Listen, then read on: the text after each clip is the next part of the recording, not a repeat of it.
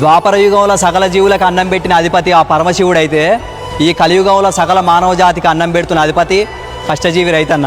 ఆ ద్వాపరయుగంలో పరమశివుడే ఈ కలియుగంలో రైతు.